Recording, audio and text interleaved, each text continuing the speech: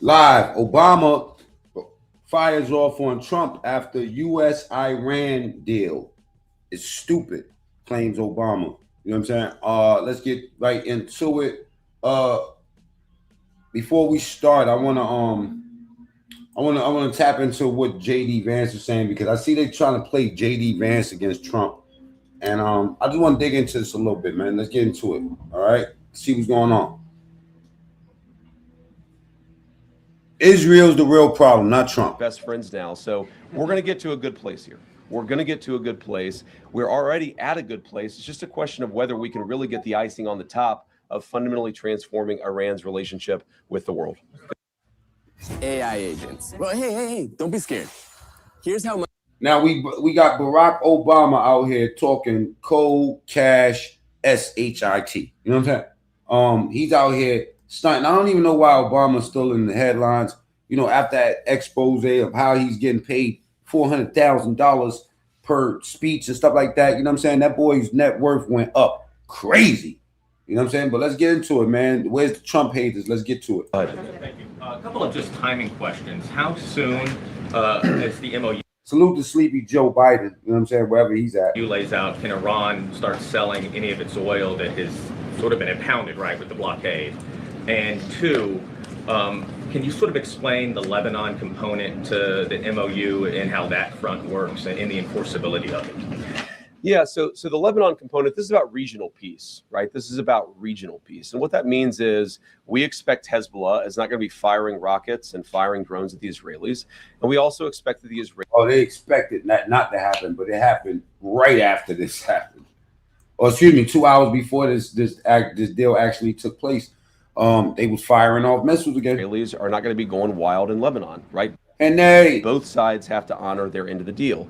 Now, as you guys know, sometimes these ceasefires are a little messy. The President of the United States said this a couple of weeks ago, that a ceasefire in that region of the world just means they're shooting a little bit less at each other than they were before.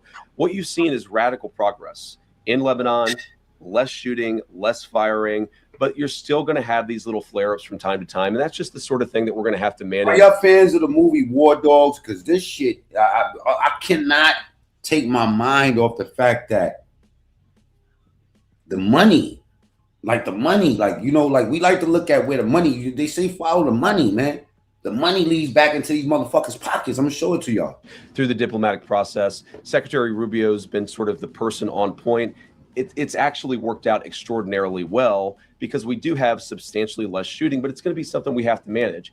And eventually what we want to see is the Lebanese government, the elected representatives of the people of Lebanon who are able to police southern... It's a shit deal. Y'all seen my live yesterday, but I'm going to break it down today, how shitty it is. Lebanon, so that Hezbollah has not taken over the country, the Israelis are not threatened, and then consequently the Israelis are not attacking southern Lebanon or Beirut either. That's the plan there. You asked about the Iranian oil. Look, one of the interesting things that you've seen is that the Iranians have been completely unable to sell oil, not because of sanctions, but because of the blockade. Fundamentally, the thing that we have done here, the original, you know, what we give, what they give. I'm not going to lie. This is a good, JD Vance is a good cleanup, man.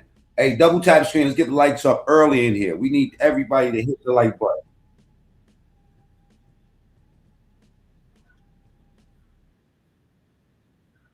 Is that we said we're going to lift the blockade, we're going to allow you to sell some of your oil, and they're going to open the Strait of Hormuz. We see that process starting to work already. It's going to take a little time before it picks up fully, but that's where we are today. Well, some people saying JD is going against Trump a little bit, and then some people saying that Trump is taking all the credit for this shit when it should be JD. Go ahead. Thank you, Mr. Vice President. The MOU just on sounds like trick bag to me. Double tap screen. Let's get the likes up, y'all. the Strait. The MOU. And share this video this morning, man.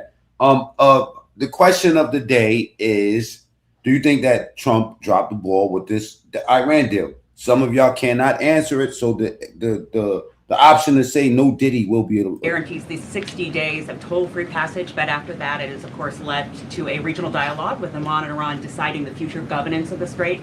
A senior U.S. official told us yesterday that they expect Iran to push aggressively on this, but also that Gulf states won't allow any kind of tolls. How strenuously will the U.S. fight to keep tolls out of the strait and keep any fees away from the future strait commercial traffic? And are you going to leave it to... That's what I would like to know, because it seems like Iran is doing whatever the fuck they want to do after this deal.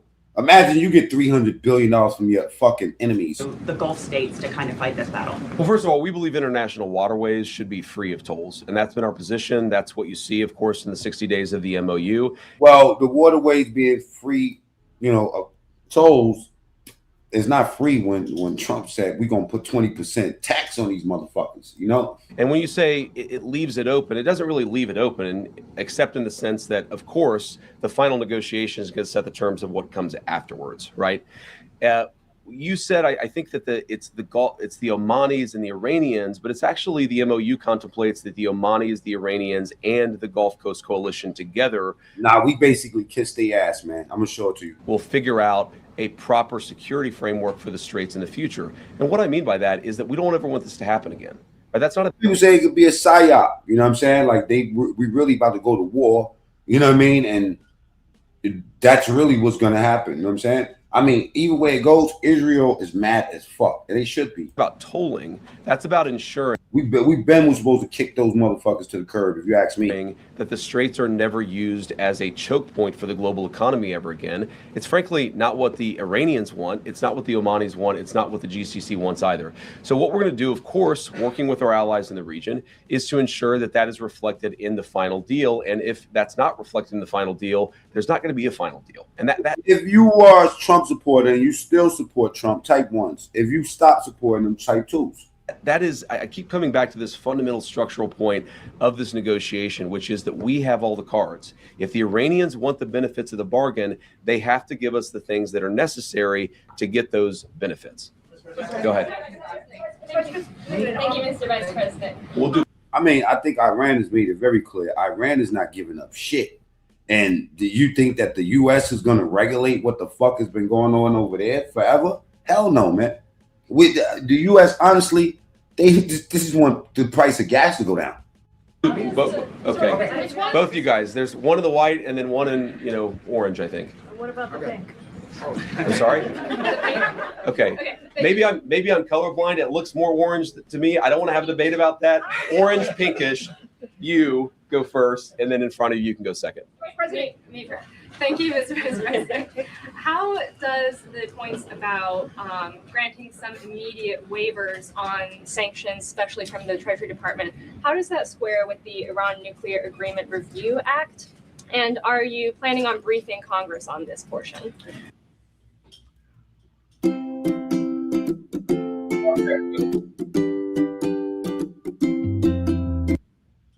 Okay, I'm gonna let y'all see Obama's rant. His educated rant. Some bullshit. Yeah, so I talked to James Braid, our head of OLA. We do plan to brief Congress very soon. I believe that they got the formal copy of the signed document this morning, and if not, they're going to get it at some point later today. We are planning a briefing. I believe right now the House is out of session, the Senate is in session, though maybe I've reversed that.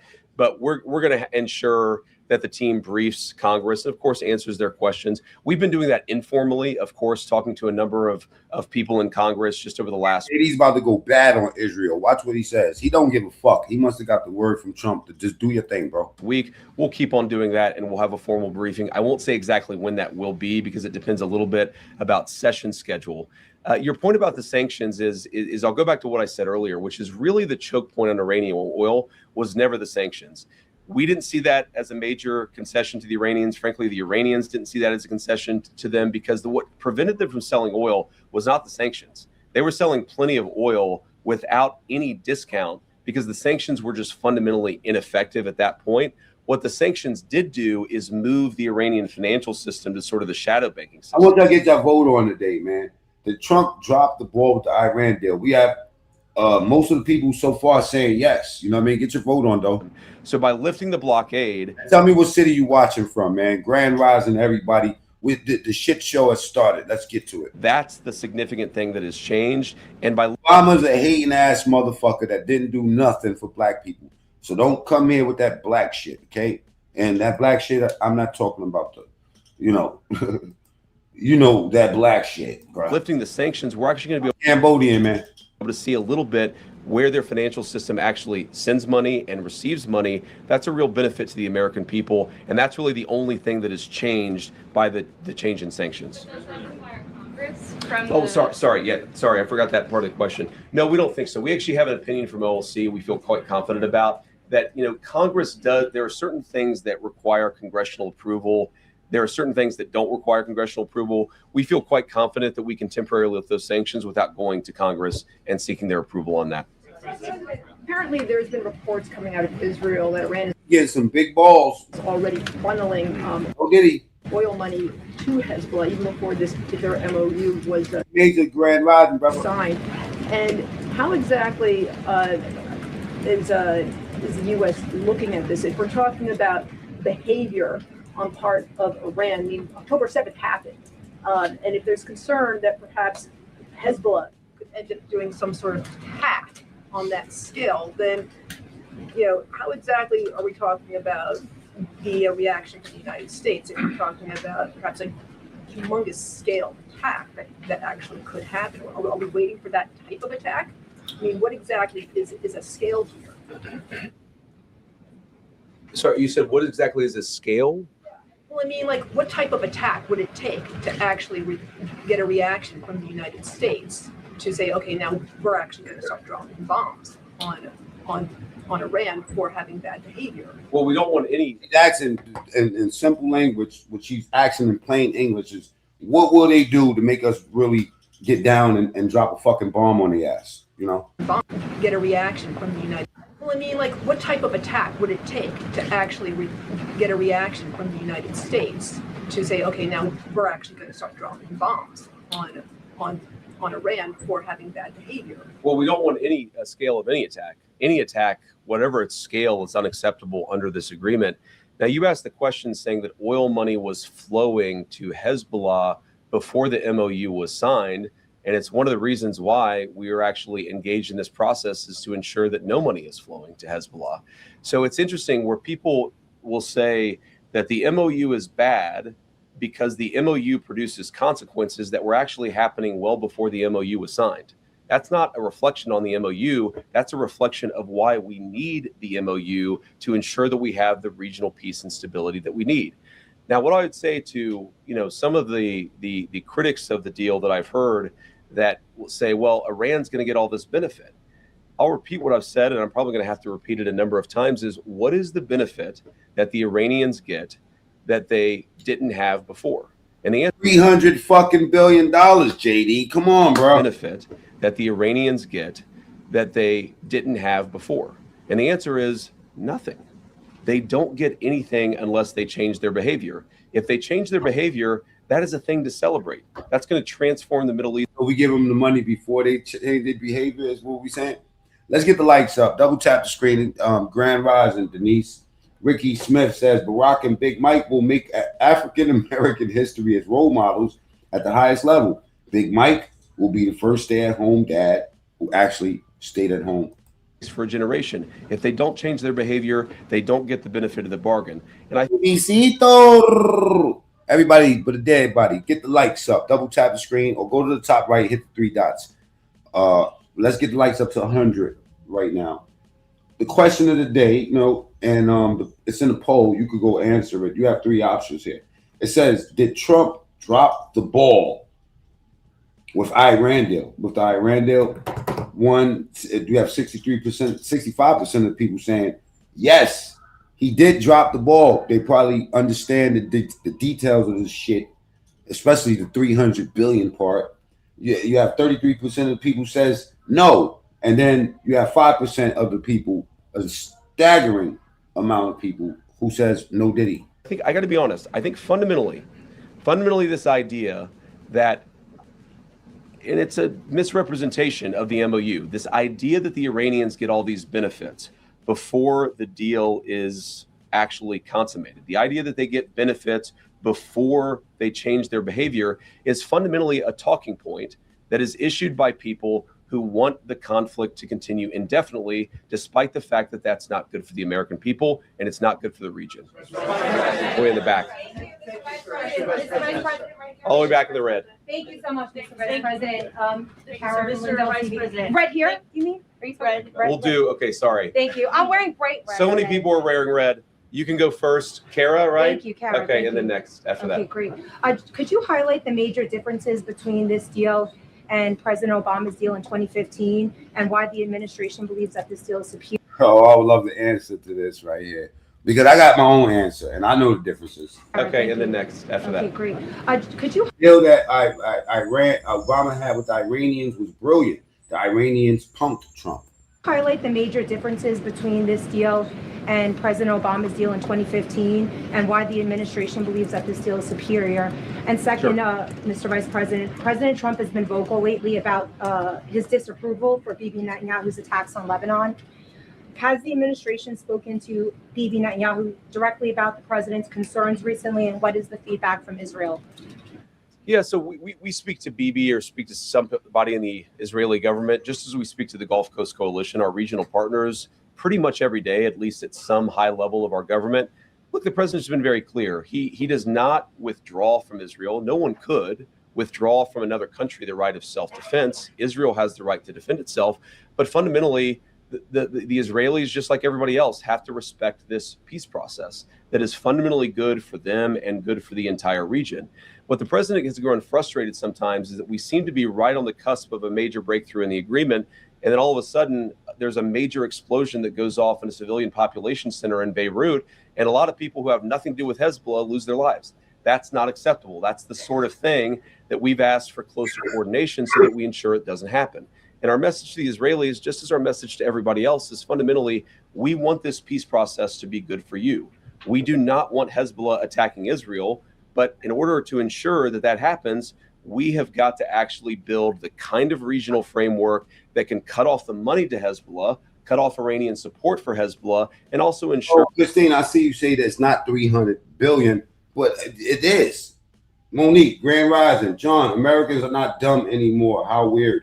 Let's get the likes up. You know what I'm saying? Thomas, we all lost the Iran war, and we're going to have to paint out to rebuild at $300 billion, right? I've just never seen any more incompetent government in my entire life, and I'm pretty old. That Lebanon's territorial sovereignty is respected by all parties. And the difference between the two agreements. So first of all, the two big differences are not even in the substance of the deal itself, but something I said earlier are, number one, the Gulf Coast Coalition loves this deal because they think that it makes Iran weaker. They hated the Obama deal because they thought that it made Iran stronger. They know more about this and they have more to lose than anybody, including the United States of America, so I trust their judgment. The second thing is where the deal came from. You have to remember, in 2015, Iran had built a sophisticated nuclear weapons program with a nuclear weapons stockpile. So the perspective that we came at as the United States was, you already have a really nice nuclear program. We're going to bribe you with American money in order to stop it. Our perspective and where we're coming at it is, we already destroyed your nuclear program. And so if you promise and show verifiable pathways. That's under the language I don't understand. That if you destroyed it, why the fuck are we even, giving them anything? Fuck them. To not rebuild it. Right, that's what we're supposed to be thinking, right? Then we're willing to give you some sanctions relief and things like that. So it's a fundamentally different perspective. Now, there are all these substantive differences as well. The Obama nuclear deal allowed enrichment. 13 likes on board. Now, we got to get the lights up. Double tap the screen or go to the top right, hit 3 dots. Just for shits and giggles. Tell me what city that y'all watching from, you know what I'm saying? And I'm going to highlight your city. Ours will not. The Obama deal allowed the accumulation of stockpiled weapons-grade material. Ours is actually leading to the destruction of that stockpile of enriched material. So there are many differences. The Obama deal gave them over $1 billion of American money. This deal gives them $0 of American money. So a lot of substantive differences, but I think the most important differences are where we're coming at it from a position of strength and the fact that our Gulf Coast partners love this deal. That's my wife in the truck right there. Yeah. 14 million. Put the city in chat, man. I want to highlight your city, man. to see how rigged the game really is. All right, let's go. No, sorry. I said the other, all the way in the back. Thank you. Margaret with the Daily Wire. The president has said that if Iran doesn't behave, Going on your cities in the chat. I want to see everybody's cities, man. They say that you people are bots. Double tap the screen. Let's hit the likes. So I want to know where you're from. What country? What city? What town? themselves, we're going to resume military action. So, what is the red line for what Iran can do before they cross that red line and we do resume the military action? Well, it's going to be a holistic approach where we look at their behavior. Are they funding terrorism? Are they leading to attacks of other people? Are they trying to get centrifuges to redevelop their nuclear weapons program? There are all these questions that we're going to ask about whether they've actually changed their behavior. Do they allow the inspectors in as they have promised that they would do, or do they refuse to allow those inspectors in? A whole host of things we're going to see. We're working towards a very successful resolution of this process. But again, it takes two to tango. And what the president's just saying is that we maintain economic, diplomatic, and military leverage that nobody else in the world has. So if the Iranians want to change, great. We're going to help them. If they don't change, we still got all the cards. Thank you. Yeah. Oh, sorry. In the blue jacket. Yep. This one right here. This one right here, Mr. Vice President. That's a Navy jacket. Should we have a debate about the difference between blue and Navy? Not that guy, because you give a speech whenever you ask a question. I'm going to give her an opportunity. Sir, have you seen the folks' reaction to this? Hold on. Guys, you're speaking over the person who's asking the question. There's been a lot of frustrations with Americans, particularly about the gas prices. You touted the fact that they're coming down. The president has gone on Truth Social touting this. But when should they expect to see gas reach that $3 threshold? Well, I'm not an economist, and I think even the economists would get this wrong. But the fact that you've seen gas come down about 65 cents a gallon on the national average, and the fact that you see oil prices that are basically close to where they were at the very beginning of the conflict, I think you're going to see a substantial reduction in gas prices. I'm not going to predict the exact price. If I was able to do that, I might be in a different business than politics. But we do think you're going to see. I mean, that's all they give a fuck about anyway. Just to be real, the gas price is down already. What's the gas price in your city? Significant relief at the pump on top of what we've already seen. Like, what are you paying now? Is the gas price lower or higher? L or H? Lower or higher? Thank you, Mr. Vice President. You keep saying that Iran will only reap economic rewards if they comply and change their behavior. But under this deal, they are being allowed now to sell their oil freely. Again, how is that not a financial benefit? And they're being allowed to do that without making any new concrete nuclear commitments. So can you explain how is that not lopsided? Well, first of all, they've made very concrete nuclear commitments. They have committed to the destruction of the highly enriched stockpile that they have in their possession. But number two, who's the fuck? He said that they destroyed all their shit.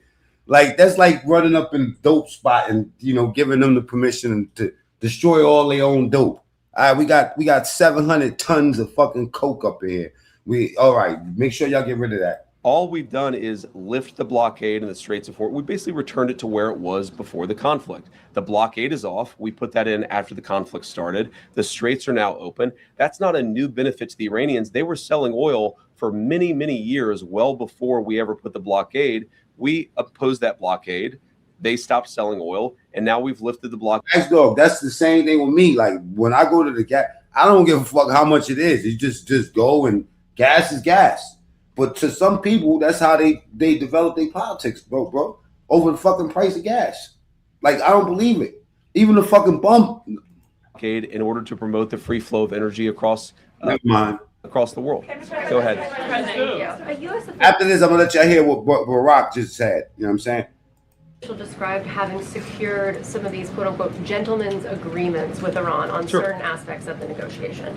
So when it comes to highly enriched uranium, can you walk us through what's been secured even in these kind of gentlemen's agreements on how exactly they're going to get rid of the stockpile? Are there agreements on low-grade enrichment? How long is the moratorium on enriching uranium for Iran? And are any of these gentlemen's agreements written down anywhere? So some of them are written down, but fundamentally, whether they're written down or spoken, this is why we structured the deal that we did, because we don't trust words. We trust action, and we trust conduct. And so we're going to reward conduct, and we're not going to reward any words, whether they're written on a sheet of paper or not. There's a lot of discussion, the MOU, the gentleman. Top right of your phone and hit the 3 dots and get the lights up. I mean, subscribe to the channel too while you're over there. Agreements, the final deal. words don't matter, ladies and gentlemen. We're about verification. And so what we're going to do is to say, if they do the things that they have promised to do, they have promised not to enrich. They have promised that they would allow inspectors in to destroy that highly enriched stock. That's funny. That's funny. Look, we caused the problem, so look, we're fixing it. Ain't that the theme of all fucking government, of everybody that jumps into office inherits the problem of the prior government? File, and then of course it's not usable anymore. You take it somewhere else. They promised a number of things, and that's why the deal contemplates a number of benefits if they do those things. But it doesn't do anything if they don't actually meet those promises. Go ahead. Follow up on that, sir. Go ahead. If they don't follow through with their commitment, will the U.S. go back to imposing sanctions and the blockade, or does Iran get to keep some of the concessions that it has already secured? Well, first of all, the sanctions are still on, with the exception of the oil sanctions, which I talked about were no longer effective. The purpose of the oil sanctions is to drive down how much Iran is charging for a price for a barrel of oil. Those sanctions had stopped being effective. The blockade is what's effective. And again, that's the thing that has changed in accordance with them opening the Strait of Hormuz. No sanctions will come off unless they perform the benefit of the bargain, and every sanction will come back on. Like hypothetically, let's say 2 years down the road, they've done what we need to see. Okay, let's say 2 years down the road. Well, this, mind you, this deal is only for 60 days. On the nuclear program, and we release the sanctions as the deal contemplates. Then they decide they're going to start rebuilding the nuclear program. Then, of course, those sanctions are going to come back on. And that's why it's really kind of like a dial. As they dial up their good behavior, we can dial up the economic relief. If they dial down their good behavior, shitty deal, I'm sorry to say, man, and I'm big MAGA, but I don't like it. We can turn it off. It's the good thing about having the leverage, and it's a good thing about being the United States of America, where we just fundamentally have so much influence in the world financial system. Go ahead. Thank you, Mr. Vice President. Thank you, Mr. Vice President. Leader Thune said it's unrealistic to get the Save America Act passed by attaching it to FISA, which is what the president's looking for. Do you believe this is possible? Well, why don't we try? Why don't we try and at least force people to vote against it? One of the things that sometimes frustrates me about the legislative process is that people will go into it saying, this isn't possible, therefore we're not even going to try. Well, let's actually see. Let's try it. And if it's not possible, then let the people put their name on it. This is also good for the American people. How many American senators know that the American people love the Save America Act because they believe in voter ID? But how many of those same senators don't want to vote for it because they know that the radical elements within their own party would punish them for it? Let people go on the record and actually answer to the American people, which is why I think we should do exactly as the president said. Rob.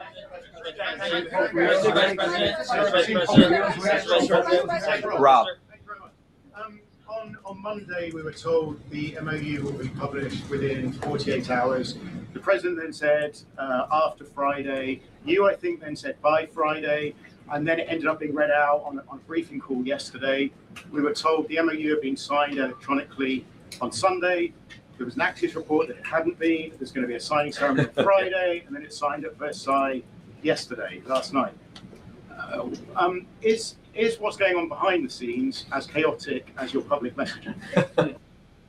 Well, I don't think our public messaging has been chaotic. I think dealing with a fractured Iranian system where communication isn't great is just sometimes something that we don't fully appreciate or we don't fully understand.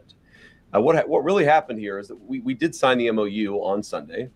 That locked into the terms of the deal. What the Iranians came to us and said is, we'd like not to release the text until Friday. I don't really understand that. I wanted to get the text out immediately, but in order to be accommodating to them, we said, well. A lot of people's not happy with this deal, as we know, right? Let me just show you something real quick, right? Let's get off this JD Vance situation. Grand rising, everybody that's out here. Double tap the screen. Let's get the likes up. And also, we want to subscribe to the channel. Go to the top right, hit the 3 dots. If you're on your phone, if you're not, you know what to do. Do your thing. All right. Now, we have matter of fact, let's go to some of the opposition towards this deal and stuff like that, and then we're gonna get to what Barack Obama is saying about Trump. Piece of shit. Joining us now, Republican Congress. Barack Obama is the only president. I mean, probably the only black man that would have the nerve to become a fucking president on the vote of, I mean, just off of sheer being black, right? And don't even do anything for the fucking people that voted him in. Congressman Mike Turner of Ohio. Obvious. He serves on both the House Armed Services and Oversight Committees. Congressman, thanks so much for being with us this morning. I want to start with what's been going on for the last 24 hours or so with this memorandum of understanding. You've had the opportunity now to look through all the points as they've been made public. Some of the concerns we've heard even from many of your Republican colleagues go to the payment of $300 billion for reconstruction, the relief of... So who said it wasn't $300 billion a little while ago? It is fucking 300 Bs, not M's. Okay. Made public memorandum of understanding. You've had the opportunity now to look through all the points as they've been made public. Some of the concerns we've heard even from many of your Republican colleagues go to the payment of $300 billion for reconstruction, the relief of sanctions, the ability for Iran now to sell oil again, but also the fact that the regime is still in power. President Trump said he wanted to get rid of the regime when he started this war. He said he's obliterated their missile capabilities, but then yesterday said, well, they've got to have some missiles because Saudi Arabia has them, and also kind of kicking down the can talks on the nuclear program. So you put all that together, what is your reaction to this agreement? Well, first of all, thank you, William. Thank you for having me. Well, certainly no one trusts the Iranian regime. And we're certainly in a situation where as we go forward in this memorandum of understanding is a construct within which now negotiations will begin. So when you begin negotiations with the Iranian regime, everyone certainly is reluctant to trust as those negotiations begin the Iranian regime.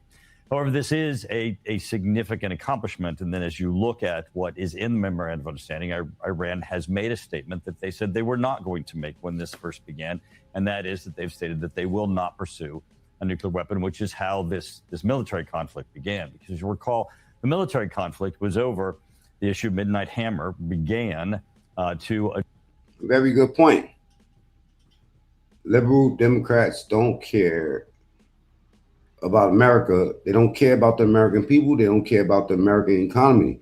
They only care about proving Trump's wrong or he's in the Epstein files. Facts. Address their quest, their nuclear enrichment, and the threat of a nuclear Iran. The naval blockade began because of a result of Iran taking actions to block and to control the Straits of Hormuz. This memorandum of understanding addresses both. There's the issue of the straits being open. The naval. We it went up in smoke, AJ. You know, it's the memorandum is there. It is there. I don't think that they're going to respect it. I do agree with what you're saying with that, but it's out there. Being open, and then also the issue of Iran making the declaration they will not pursue a nuclear weapon. So, Congressman, though, they have made that declaration in the past. A lot of liberal hatred up in here. Whether we trust them or not is a different matter, and that will need to be some sort of verification system here. But you mentioned the Strait of Hormuz, and the Strait of Hormuz, let's remember, was open before the war began. And the president has ticked off, at various moments during the conflict, some of the other war aims, destroying the ballistic missiles, degrading Iran's ability to support its proxy groups and the like. And yet none of those goals were accomplished. And the president himself in the recent days. Double tap the screen. Let's get the lights up, please, ladies and gentlemen. The question of the day is, did Trump drop the ball with the Iran deal? 60% of the people says yes. 9% of the people say no, did he? Where's that other 1%? Has backed off of a number of them, even so far as saying, well, Iran can keep some missiles. So how is this considered a success for the United States? Well, it's certainly disappointing that those aren't specifically addressed in this. And as you go forward in the negotiations, there's certainly opportunities to raise those issues. Certainly, I think when you look at the...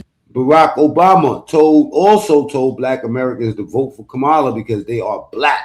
And when they didn't, he shamed them on TV. Pretty stupid. I hate Obama and I hate Trump. Generally, I hate the government. Oh, shit, coming in hot. Development fund. And the agreement doesn't say, as others have said, that there's going to be a payment. Yes, that is convenient. I guess it's just convenient that Trump is wrong and it's hurting American people at the same time.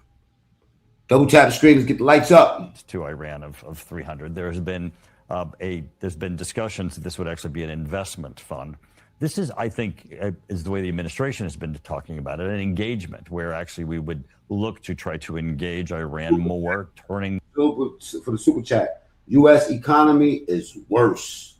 World security is worse. Well, it is. But let's just be happy that the gas fucking price is going down, right? Them more to the West, like. What in America? But I do agree, man. Shit, the volatility, the volatility. Let me stop trying to be smart. The rest of the Middle Volatility East has done as we look to our has heightened allies that are there. There's opportunities to pull Iran, as the vice president has said, more toward the West, which would diminish their engagement with terrorist groups. Now, also, as we look to the manner in which the sanctions are relieved, unlike the way the Obama administration did, where they took pallets of cash that were unable to be tracked and put them on planes and ship them. If you want to say peen, don't say that whole word because it's going to get blocked out of the chat. Okay, so don't. If you want to use profanity, if you want to exercise your troll abilities, please abbreviate the profanity. To them, they're going to be engaging them into the financial institutions that tracked. All right, later for this, let's see what Obama is talking about, because Obama be trying to take a lot of shots at Trump, him and his man-faced wife. You know what I'm saying? I don't know, man. This dude right here, man, he's a weird joker right here. You know, but I would definitely say, oh, Obama is a fucking pimp. You ask me. Does. Some of the exhibits reflect unfinished business. In some cases, my own shortcomings and mistakes. In some cases, because as a son, I kept on the Resolute desk read, hard things are hard. And that's especially true in a big, raucous, diverse. Rags Dog, salute for the super chat, brother. Thank you, man. Appreciate you. Rags Dog on the boards. Let's go. Argumentative democracy like the United States of America. Everybody's got an opinion. These are bots over here. You heard, Wags Dog? The 1,000 people I had in my chat yesterday. I told them as soon as I get active on this shit, it's over. Wait till I get active for real, for real. I'm just bullshit right now. Salute Wags Dog. And that means day one, never switched on me ever. You know what I'm saying? Appreciate you, bro. Forever. I will never change, bro. getting stuff done involves reconciling the demands of a couple of 100 million people. Democracy can be frustrating. It can be slow. It can be inefficient. And yet, more than anything, I hope this center will serve as an affirmation of just how special, how precious our democracy truly is, and remind us what we can achieve when we embrace our shared responsibilities as citizens.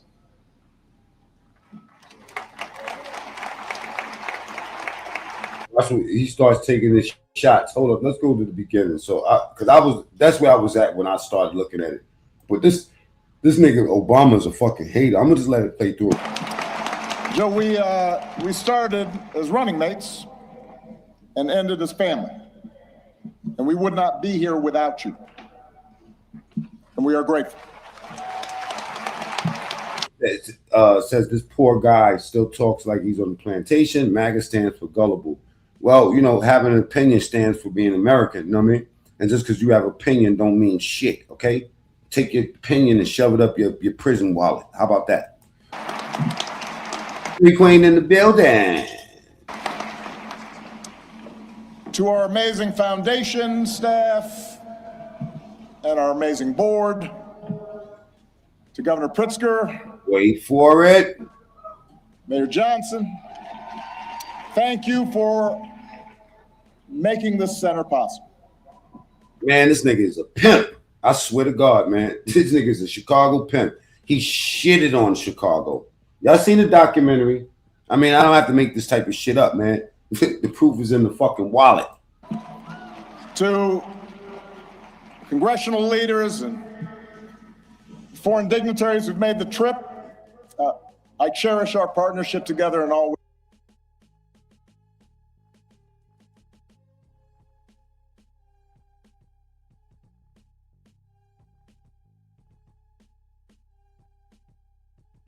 everybody, but dead body, right? I need everybody to get the likes up. You know, double tap the screen and go to the top right and hit the 3 dots. Let's get them likes all the way up. We got accomplished together. Thank you. You want to see them push 500 people in here so we can get a real argument started? Just start hitting them likes. Get the likes up and put your city in the chat or put 1s or 2s.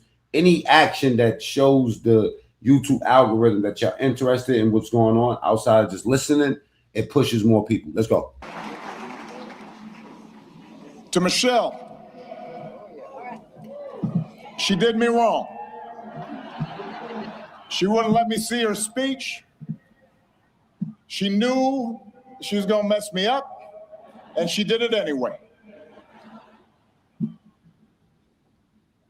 But she's always made me better.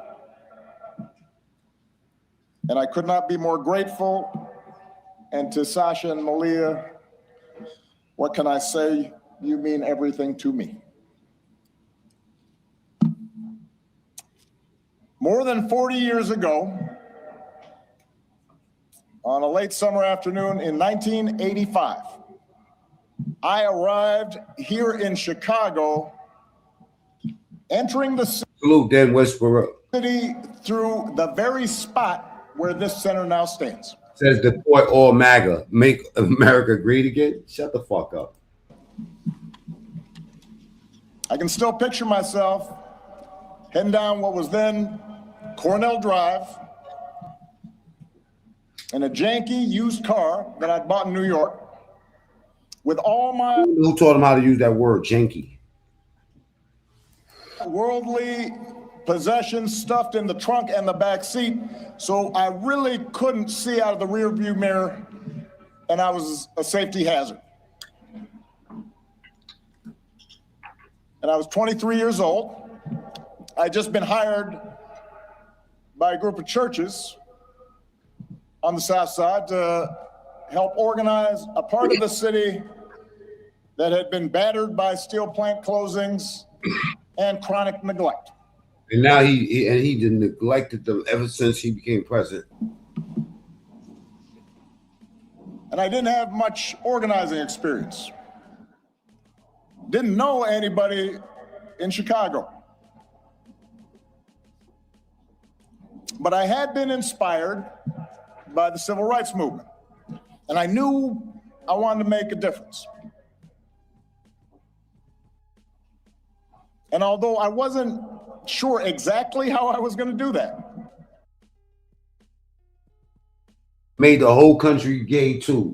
You know what I'm saying? You go, girl. I was possessed with this abiding faith that if we could give people more of a say in the forces that govern their lives,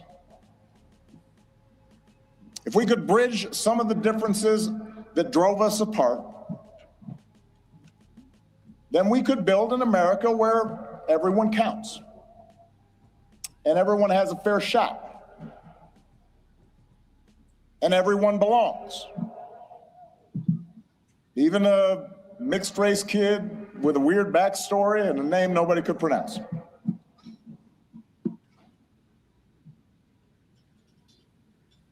And it was here, in this city, a city of broad shoulders, that I found what I was looking for.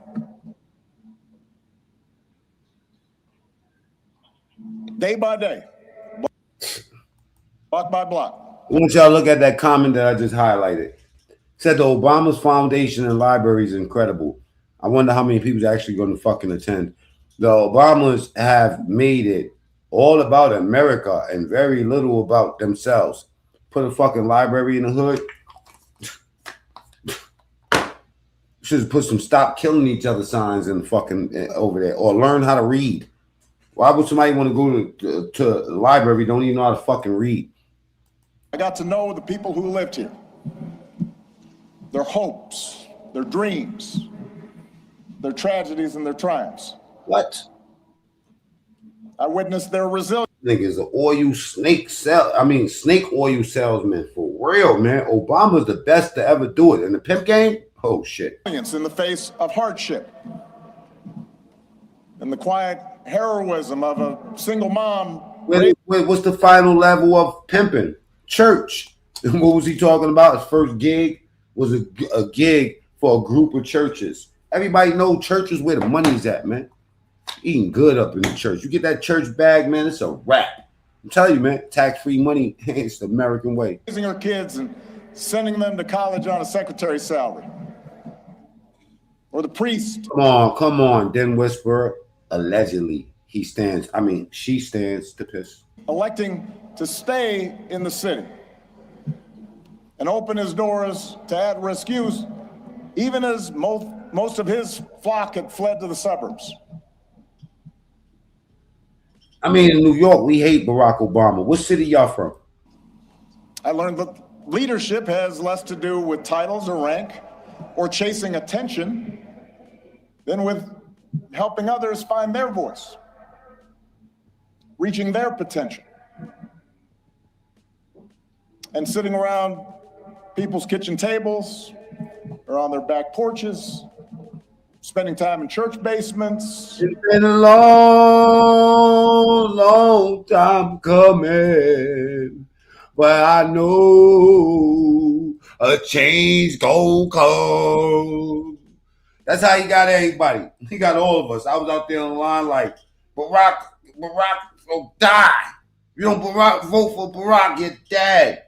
Because it's been a long time coming. And I know change gon' come. Yeah, that's what he had us out here. He had niggas that didn't know shit about politics. We didn't know nothing about this fool. And we put him up in there, man. Come on, we knew nothing about Barack Obama. We just know that a long time coming. That type of shit. In barbershops, I was reminded that everyone has a story to tell if you just care to listen. Sacred stories, full of courage and humor and grace. And that each of those stories in some way connected to my own. Well, Lori said... In other words, I found my purpose here. You know, Lori says one of the greatest presidents of the United States is, I know change gonna come, was Barack Obama. Most definitely not Trump. He's destroying America. America's weak now and wide open for any other foreign terrorist to come on it. No freaky. Now, I'm going to keep it real, man. When Barack Obama was in office, there was a lot of fucking wars going on.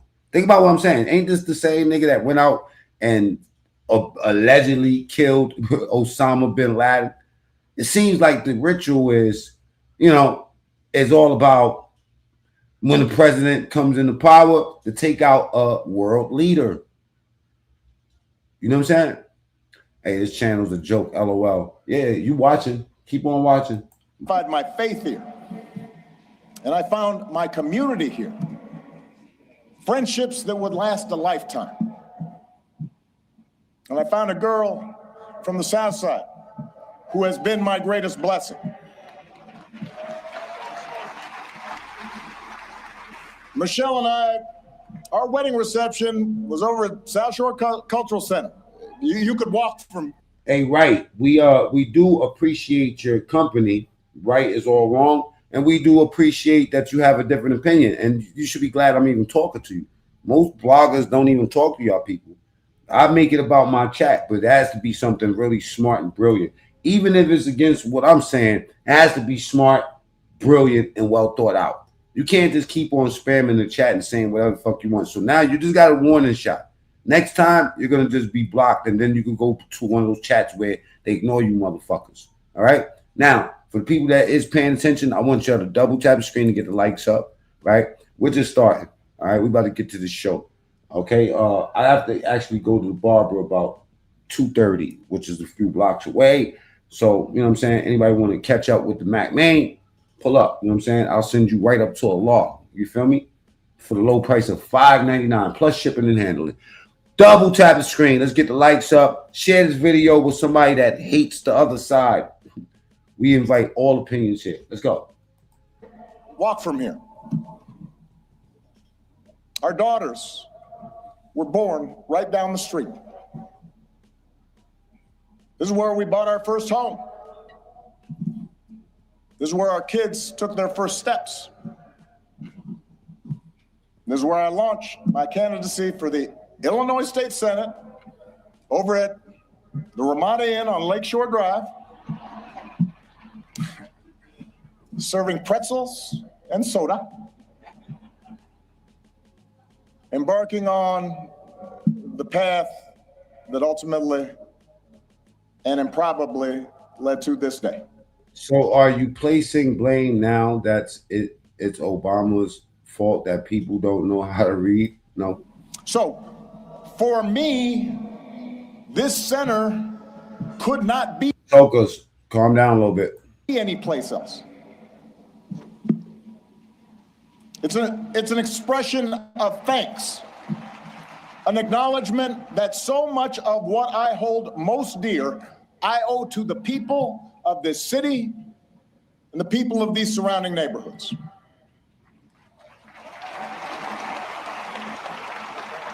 And it's why we designed the center not to be some lifeless mausoleum. I am too young for that.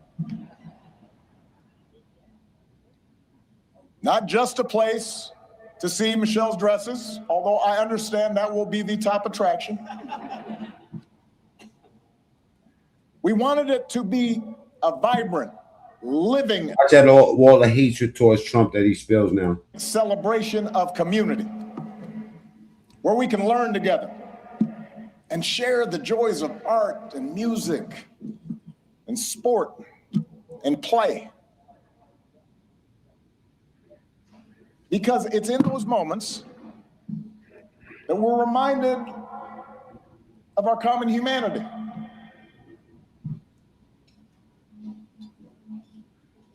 And strengthen the bonds of trust that not only make our lives richer, but make our democracy stronger. Now, we also wanted this center to be a celebration of the extraordinary public servants, many of whom are here today, that made this journey possible. Some of you helped get me elected. Some of you I had to talk into joining my administration. Some of you were seasoned veterans who helped show a rookie president the ropes. But a lot of you were younger than I was when I first drove into this city. And we're all a bit older now. Many of you have children of your own, even grandchildren. But the passage of time has only deepened my admiration for your talent and your dedication and your skill. It's only deepened my gratitude for how much you and your families sacrificed to make this country better. So when you visit this center today or in days to come, I hope you see yourselves and your hard work reflected in every exhibit. And I hope you take pride in what we accomplish together. See your hard money. That's what we see. You made that happen.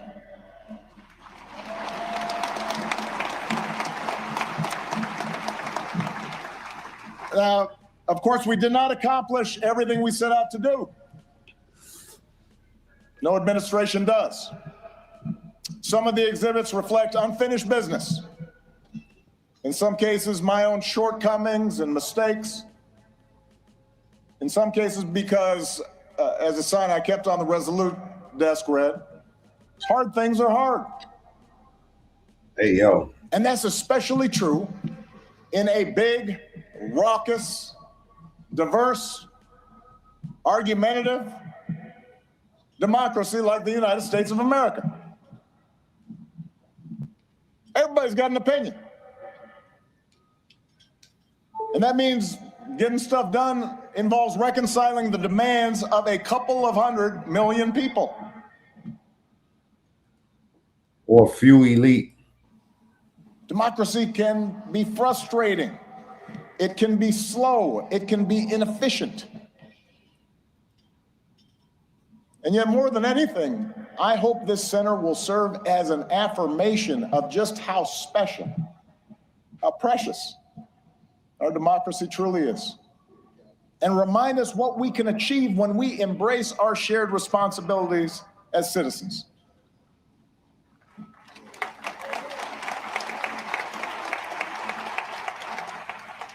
And since we're a few weeks away from America's 250th birthday, it is worth remembering just how radical the whole idea of self-government really was back in 1776. To that point, human history was a tale of conquest and caste and rigid hierarchies. A world where the strong dominated the weak, where power and wealth and status flowed through lineage, and the many were ruled by the few. But out of the fire and steel of a revolution, a different story took flight. If you use abbreviated words, if you want to get stupid in the chat, okay? I expect everybody to behave, all right? Both sides. What city are you watching this shit from? On this continent, a declaration that we are all created equal, endowed by our Creator with certain unalienable rights, and that in the newly independent United States, there will be no kings or lords, no serfs or subjects, but only citizens, each of us free to pursue our own version of... This is where he starts all the Trump hatred right here. Double tap the screen. Let's get the lights up. Happiness, and able to determine our United States Creator with certain unalienable... All right, pay attention. This is it right here. Rights, and that in the newly independent United States, there will be no kings or lords, no serfs or subjects, but only citizens, each of us free to pursue our own version of happiness and able to determine our collective fate through an elected representative government. It had not been done. And because it hadn't been done before, the success of this experiment was never a given. In forming our union, the founders fell terribly short of the Declaration's promise, leaving slavery intact, allowing states to restrict the franchise to white men who own property. But in drafting a constitution and a Bill of Rights, they did have the foresight, the genius, to provide us with a framework that allows each generation to make our union more perfect. And over more than 2 centuries, through petitions and protests, marches, moral appeals from the pulpit, and conversations at the family dinner table, men and women from all walks of life, of every color, every faith, every region, took up the cause of democracy and made it their own, until we, the people, came to include not just some of us, but all of us.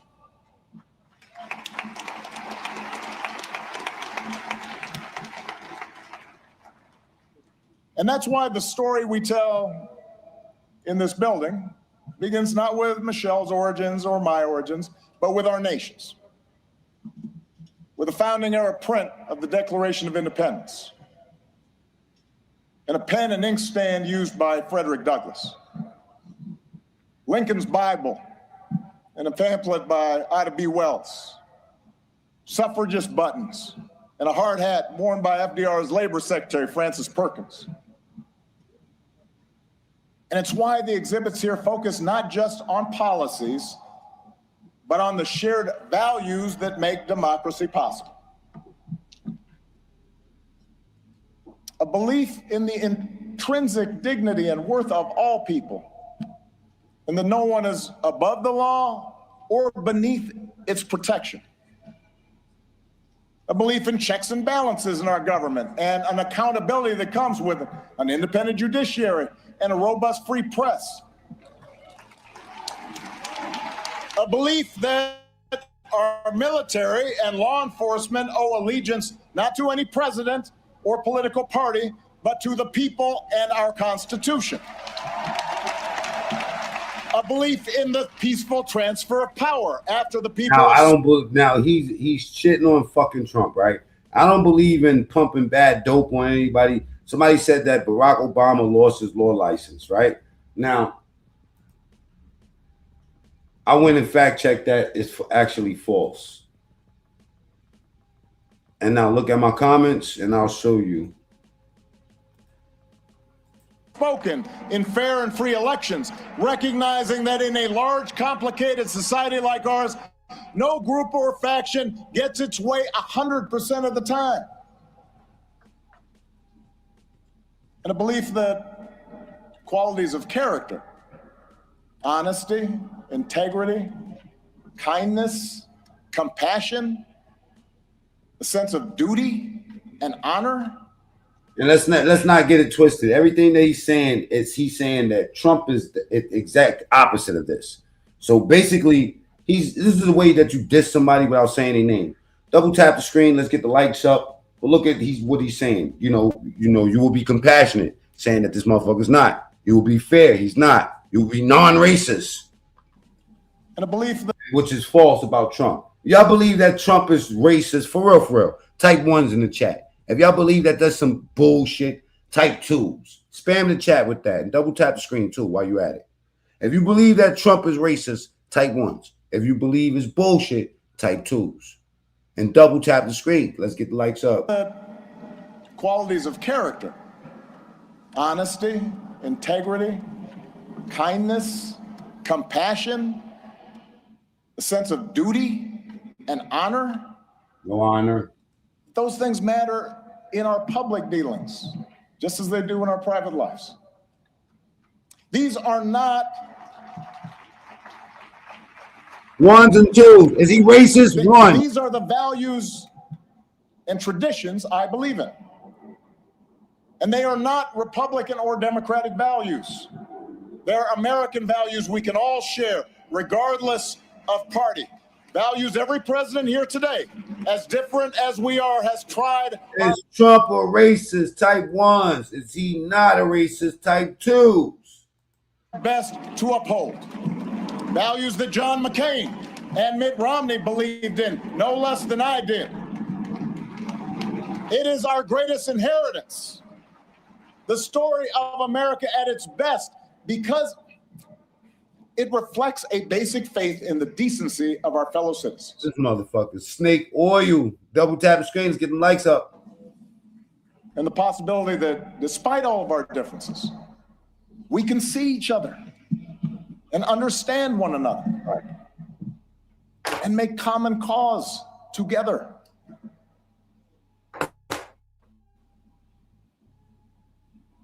That's just a feel-good president. That's what we would have had if we fucking voted that cackling bitch Kamala in there. That's what I hope every visitor to this center takes away from their experience.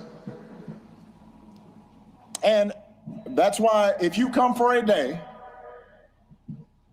and you don't have time to see everything, I would urge you to skip the clips of my speeches. You have heard them all before. In favor of the stories of those ordinary citizens who helped make that change happen. Snake oil. The cancer survivor who feared rising premiums would force her out of her home and was brave enough to speak out about it. She's why we pushed so hard for healthcare reform. The small business owner trying to keep the lights on. The teenage girl who told me she was worried her dad might lose his job in the auto crisis. They're why we focus so relentlessly on pulling our economy back from the Great Recession. The wounded warrior, overcoming debilitating injuries. The gay Air Force major serving her country even when forced to hide who she was. They're why we worked to end Don't Ask, Don't Tell, and care for those who've worn our country's uniform and do right by our military families. It's their voices that led to our successes. And while going through the exhibits, I'd also ask you listen to the voices of people around the world who've been inspired by American ideas. Yes, America has made its share of foreign policy mistakes. Our actions have not always matched our rhetoric. We've learned that we can't solve every conflict or stop every atrocity around the globe, but at our best, the United States has been an undeniable. Black people, don't act like he didn't pimp y'all into voting for him. Come on, he pimped me into voting for him. Force for good in the world. And what I heard on every continent as president is that when American foreign policy lives up to our highest ideals, no man with 2 daughters would ever agree with same-sex marriage. Right on. I agree with that. You know what I'm saying? You know, what you gonna do with 2 carpets rubbing against each other? Except for catch a fire? When we check a baby. Double tap screens, get the likes up. We'll go to the top right, hit the 3 dots. Champion human rights and democracy and the sound stewardship of our planet. When we take the lead in eradicating disease. People in the sector, tonight I'll be doing an interview with Artist Morrison on the Matuski Boys channel. Can somebody post the Matuski Boys channel up so I can, if y'all want to see the interview tonight, it's going to be a shit show, you know, on my other channel, okay? And feeding the hungry and educating children. Saturday morning, I'll be going live from MacMean TS TV. That's my other channel. That's also monetized. You know what I'm saying? Go over there and show some love too. MacMean TS TV in the mornings, having my regular, you know, talks in the morning. Double tap screen and everybody subscribe to the channel, man. Get me up to 50,000, man. You know, that's what I'm outside for. When we encourage cooperation between nations, instead of trying to dominate and bully and squeeze every advantage just because we can. Why is he throwing so many shots at Trump, man? My man, I thought this was about celebrating you and your accomplishments, you know, with this library, which is an eyesore and has been there forever. This shit is worse than Akon World or whatever the fuck, Akon City. You know, this motherfucker's worse than Dr. Umar Johnson and Akon put together. That shit is not going to get done for another 10 years, man. And furthermore, who's going to read the fucking books in it? And what sort of programs? You know, the library over here in Cincinnati is amazing. They have like a video recording program and they have all the type of stuff going on. But it's at least open. When is this going to open? When is this library going to open? And how does it help? Yo, they better off putting 10 community centers up, bro. Eradicating disease and feeding the hungry and educating children. When we encourage cooperation between nations, instead of trying to dominate and bully and squeeze every advantage just because we can. And most of all, when we show through our example here at home that even a country, you know, even in your moment when it's supposed to be about you, you can't take this man's thing out your mouth. Is big. Let's get them likes up to 100, please, ladies and gentlemen. You know what I'm saying? Salute to everybody, new subscribers. You know what I'm saying? We outside in the mornings, Monday through Friday. And diverse as ours. Let me stop lying. This is one of those days. Can make democracy work.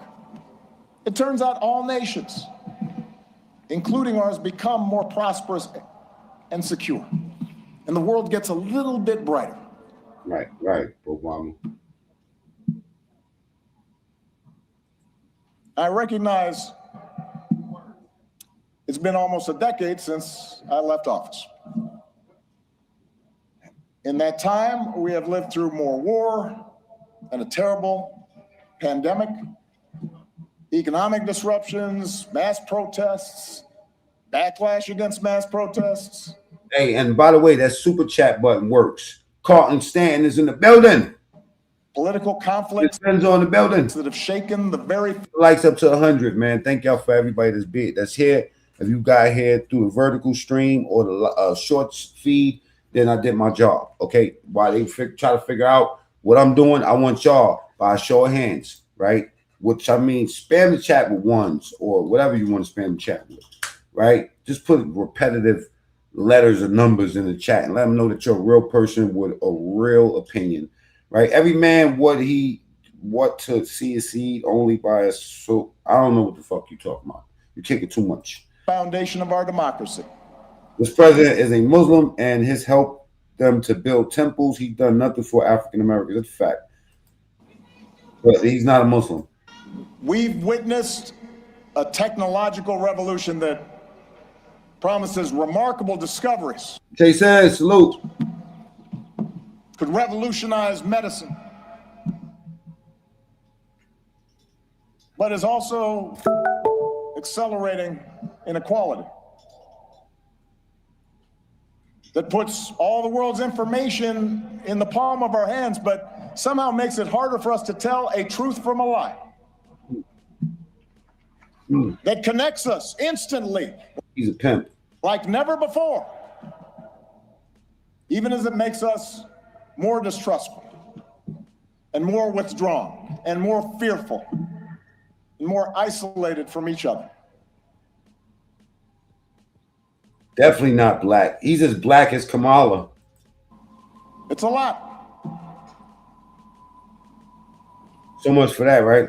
For millions of people in this country and around the world, the future feels uncertain. Oh man, Fitter 360 hit the word, took the words out of my fucking mouth. I'm gonna highlight that. The ground unstable beneath our feet. And as algorithms keep feeding us a steady stream of distraction and outrage, as only the loudest, most extreme voices get attention, fanning our prejudices, appealing to our basest, Oh my God, this motherfucker's textbook. most tribal instincts. It's tempting to give in to cynicism and even despair, to stop trying. We start. I think my links might work. Let me try it. Let me see if y'all can hit this link. This is the link to my other channel. I'll be doing an interview over there tonight at 8:30. Tell me if y'all can hit it. I mean, try to hit that link. Thinking that appeals to democracy and civic participation are corny and old-fashioned and boring and naive. That the very idea of working on behalf of the common good is a sucker's bet. And that in order for us to win, somebody else has got to lose. If somebody try to hit that link and see if it goes there, go ahead and hit the like button on that video and hit the notification so you can watch my interview tonight at 8:30 on my other channel. I get it. I am not immune to anger or doubt. But I do know this. When we lose faith in each other, when we stop believing that voting matters, that citizenship matters, that our collective voices matter, that how we treat each other no longer matters, then we give away our power to decide our own futures. We open the door to the most ruthless or the most careless or the most fearful among us, who see some groups and some people as more equal than others, and see government as nothing more than a way to divvy up the spoils and punish enemies and keep those who are different in their place. You tell my ops, man, it doesn't matter if you got a StreamYard duck. See, I got a StreamYard duck on this purely just to show y'all that doesn't fucking matter. I obviously got a whole plan. I'm going to do my show tonight with the regular StreamYard. Double tap the screen. Let's get the likes up. If you're new here, tell me what city you watching from. Let me see what type of idiots we got out here. I do not believe that is the story of America that prevails in the end. Get the likes up.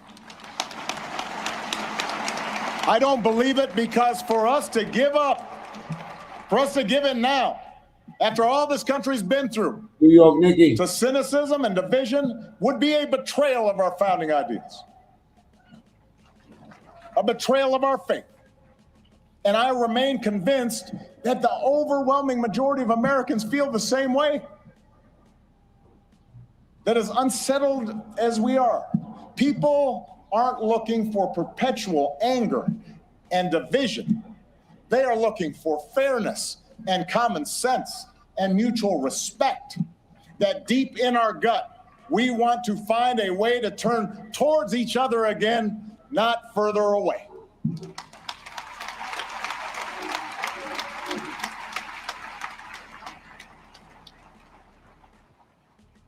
I believe this because I've seen it all across our country. In cities that have worked together to reclaim their streets from crime, in rural communities that have rebuilt their economy, in businesses that are finding new ways to make housing affordable, in those ordinary people in the Twin Cities who brave frigid temperatures, risk their own safety, standing shoulder to shoulder. You got to post to my Thruski Boys channel, Artie's interview, because it's not going to be on the TSTV channel. Double tap the screen. Let's get the lights up, ladies. To look out for their neighbors and sometimes look out for strangers because they knew that was the right thing to do. I've seen it.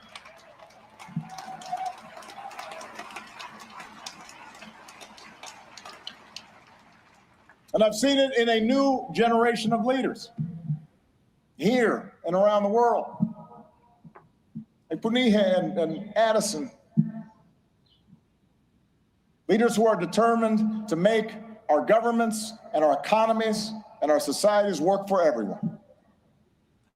Obama Foundation leaders like Hannah. Get the likes up to 100 real quick, y'all. Salute. Nikki just posted. Matter of fact, I gotta do the I gotta repost it. OG Shake in the building. Let me tell you up real quick. A Food Corps member from rural Ohio who's helping ensure every child has access to at least one nourishing meal. Oh, freaky, good people, good people, good people. What city are you typing from? Just get your cities in the chat, man. We know New Jersey's in the building. Must be jelly good. No, yeah, no, yeah, like that. I really not like that. Yeah. Monkey footing on these motherfuckers. George, an entrepreneur whose nonprofit helps get unused, unexpired okay, Nikki. medicine, often at no cost to people who need it. Or Zuzana, a human rights lawyer. The Obama could Trump don't remember like that. You had all that jelly up right there out here. Shake. Flag. They hate when I show Shake love. That's why I OD when I see Shake up in the building. You know what I'm saying? That's my nigga OG Shake. You know what I'm saying? OG, pound him out. Oh, this nigga's a comedian, bro. I swear to God. You know, it's dope when I'll get to that, man. Tonight, 8:30, man, my Thruski Boys. In Poland, who's won more than 30 landmark cases. There are thousands, tens of thousands. Like Shay, he be oppy as fuck. You know what I'm saying? Even with me, I like that, man. I don't like no dull ass motherfuckers that just eat meat all day. You know what I'm saying? I'm Mac Mean, you know what I mean? People just eat meat all day, you know what I mean? But I appreciate a person that don't do that, you know, that stand on law, you know. No matter what they say, man, win, lose, or draw. People got their speculation. They might think that Bobby got a bunch of shit on me or something. You know what I mean? It's just that I'm really a Muslim like that. You know what I'm saying? I'm the same nigga that sat down with Mano behind the bar and said, you know what? Me and Hassan can fix that up because he's Muslim. Even though he's a dick sucker and he's no longer Muslim, he's a faggot. F word. Excuse my word. You know, he's a bundle of sticks. Hundreds of thousands. I'll build a cabin with that motherfucker. You hear me? Yeah, that's what I do with a bundle of sticks. Of these young people out there making a difference right now. And this center is devoted to lifting up their story. Big oil salesman. Look, watch what Trump say. Fuck what he's talking about. Look at my boy Trump. You know what I'm saying? Watch the hatred. Watch the hatred flow right now, y'all. I want y'all hatred to flow. Tell me what city you're hating from. And hit that super chat, man. Hit that super chat. Get that cash app up. You know what I'm saying? Do what you do. Do the Lord's work, okay? Well, here's Trump right here. Talking that hot Trump shit. You know what I mean? Basically, he keeps his hand in his pocket and say, fuck y'all. Fuck what you think. I can do whatever I want. And I got JD Vance. What's up? You know what I'm saying? Imagine if Kamala would have took over this country, man. This shit would have been a shit show, bro. This shit would have been zesty.com. You know what I mean? Like for real, man. Niggas have been out here partying, you know what I mean? Lining these pockets up and shit, you know what I'm saying? And if you're not on that side, I'm talking about the side where they want to turn little Timmy to Tanya. I'm talking about the side where that's what I remember. I remember Project 2025. They're gonna lock all the black people up. They're gonna send us back to our country. What fucking country would that be? Huh? Talking that African American shit. I ain't no damn African American. I'm just a regular American. Fuck African Americans. You know what I'm saying? The fuck does that mean? And how does that help me?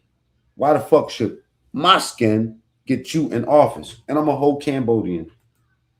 It's being investigated. Double tap the screens. Get the likes up. Subscribe to the channel too. All right. Trump owns your asses, says Diesel. Let me read some of these comments, man. Because some of y'all are some amazing and brilliant idiots. Laugh out loud. You support the slaveholders? Man, this whole country slaveholders. You better get you some slave money. You know what I'm saying? Mexicans think Obama is a house ninja. You know, Mexico did bad a little bit, man. You know what I'm saying? When they started yanking these motherfuckers out the country, Mexico did bad. Double tap the screen. Let's get the likes up, man. Who remembers Project 2025? How did that help you? How did that bother you in any kind of way? Y'all listen to what Wax Dog said earlier. Hello. Wax Dog's a little bit more like me. I don't even pay attention to the fucking gas prices. I just know we have to get from point A to point Z. That's it. You motherfuckers, all that's all you care about is how much money they're going to take away from welfare or how they're going to defund, you know, Section 8. You say defund the police. Fuck that. Let's get the police out the way. So what happens when, you know what I'm saying? You know that a lot of these killers are not really killers. They're just some emotional little bitch-ass motherfuckers. For instance, they have a show called First 48. We find out that a lot of these tough, so-called tough motherfuckers, they get locked up, and within 48 hours, before 48 hours, you get these motherfuckers a Coca-Cola and a Newport 100, and they're telling on each other. Hello? We talking about a war in Afghanistan, a war in Iraq, a war in Iran, a war in the Ukraine. What about the war in fucking Chirac? I mean, probably more in 5 years, probably more people died over there than all these wars together. You know what I'm saying? Hello?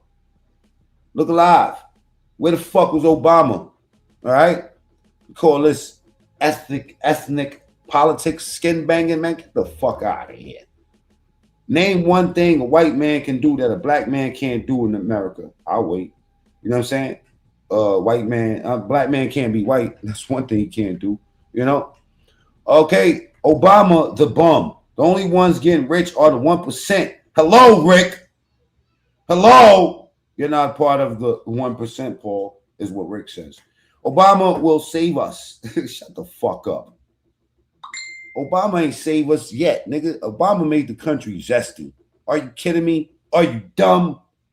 Double tap the screen. Let's get the likes up. You hear this shit shake? You know what I'm saying? Titan says be white. You know what I mean? All right. The fuck? Identified as non-binary? That's right. Okay, Obama rich now. Obama is fucking rich now, he said. Rudy said Obama is rich now. Hello. I told y'all this nigga was pimping. Obama's pimping. Obama's pimping. He's a whole pimp, man. Look how he dressed. Whole church is a bunch of full of. Listen, look at Jasmine Crockett. I call it the church, the whole Democrat lineup. Them motherfuckers got money. Them motherfuckers be pulling up with all type of jewelry. Them niggas be fly. They be whipped up. And you be thinking, where the fuck do they get their money from? So I go look at it, and I find out Jasmine Crockett has a law firm that's not making no money yet. She's worth $9 million fucking dollars. She's doing 8-9 hour congressional hearings. These elected officials hit different. Double tap the screens, get the lights up. Hello? Let's look at what Trump's saying. Right now, the voter, we want to be able to see that the voter is legit. Very importantly, confirmation that this voter is a citizen of the United States of America, and we want no ballot scams. So we have exceptions for the military, for sick, for disabled, and for people that are away, business trips or whatever. Even vacations will be very liberal in that. We've added two things to it: no men in women's sports and no transgender mutilization of our children. We don't want it's mutilization of our children, and we don't want that. So we added those two things. That's the 5 points. We have 5 very good points. It polls at 86%. You, just you, building your app on base 44. Describe it. And it's real. One thought leads. How the fuck do I stop that? To more thoughts. Layer by layer. Now. Oh, maybe that skip ad button. Come on, let's get likes to 100 real quick. Go to the top right, hit 3 dots. Certain things will happen. Certain things will take. Say the whole D word, Paul. You have to, because they won't show it. If you want to use profanity in the chat, you have to severely abbreviate it. All right, let's get the likes up, man. All right, hit that super chat. Place. I'm here to do a great job for the country, but we don't have a country if we're going to have elections that are so corrupt and so dishonest like we've witnessed over the last. And I heard you too, Bobby. But man, you told me on the spot, bro. Then you gonna let them? They're gonna expose Mac. Like Mac can't even send Bobby. You know what I mean? Like, come on, bro. Come on, man. Stall me out, bro. And I got you know, niggas be having little blessings, man. I believe that all my brothers should be awarded for the good Lord work that they doing. You know, but that's why I told you got to hit me up. You got to get a line on me, Sheikh. Okay, get a line on me, Sheikh. Cause I got some things lined up that's gonna line niggas' pockets, and I do want the people I actually believe in to take part of this. So tap in, brother. You know what I'm saying? Back mean true story on the email. I'll send you my number. Period. That up, but we've got very, very good intelligence. To get about the sector, man. The sector, we're gonna burn the sector down. Into that, we ain't gonna burn it down. We're just gonna recreate it and do a whole nother sector. You know, Matuski Boys is a kind of like a glimpse into the future. That we know a lot of. Yeah, China, everybody outside right now. Different things that have happened that have been very bad. A lot of them came in during the Biden open border period, but we have them under. We've got them. We're watching every single one of them. Yeah, we know a lot about them. The biggest problem we have is the Democrat shutdown. We know a lot about them, but the shutdown doesn't allow us to do what we have to do.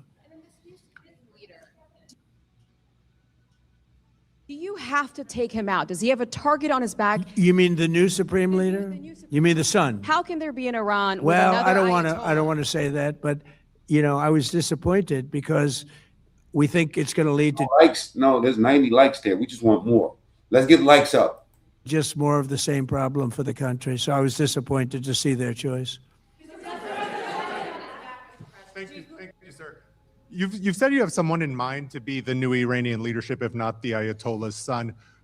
What are you looking for in that person? Are you looking at someone internal, given that you just said that their leadership has been decimated? I like the and idea of internal and eternal, come to think of it.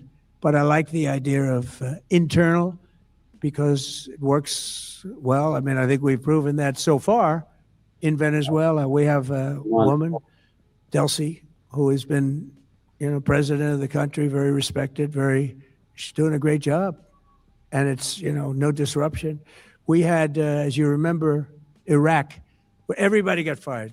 The military got fired, the police got fired, the politicians got fired. There was nobody. And you know what they turned into? ISIS.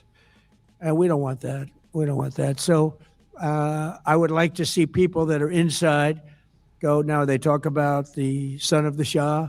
They talk about other people, but, hasn't been there in many, many years. We have a formula that's been very good so far, and I think it'll continue to be good. The relationship is extraordinary with Venezuela. That's a fact, Paulito. Smart country. We've taken out 100 million barrels of oil. It's right now in Houston being taken care of and made so beautiful. And you have to see this at work. They have It's brought to the refineries. It's being refined in Houston, which is made exactly for that product. And so far, but it's 100 million barrels. ICE do their thing, man. Let's dig into that real quick, right? I think that ICE did a wonderful job. My favorite song is Ice Ice Baby. Doom, doom, doom, doom, doom, doom, doom. You know what I'm saying? Did ICE do a good job? Type ones. If ICE didn't do a good job, type twos. And I'm pretty sure none of y'all personally know anybody that got yanked out their fucking house Of oil, and now they have another 100 million barrels coming. I could be wrong though. Type ones if you think that ICE did a good job. I think they did. And it's like a partnership. We're getting along. Ways, but we haven't won enough. What do you consider enough? What's your baseline? Where they're not going to be starting the following day to develop a nuclear weapon. Where they'll look at that man and some other people from the administration and say, all right, we're not going to do it. They were not willing to say that. And when Steve called up and he said that to me, I said, well, here we go. Let's do it the hard way. But the hard way, I think, is probably the easy way. When basically I can see that they will no longer have any capacity whatsoever for a very long period of time of. Did ICE do a fucking good job? Spam the chat with ones. I believe they did. If you believe that they didn't do a good job and they was out of pocket, type twos. I believe they did a good job. Developing weaponry that could be used against the United States, Israel, or any of our allies. We have great allies in the Middle East, great countries that are allies.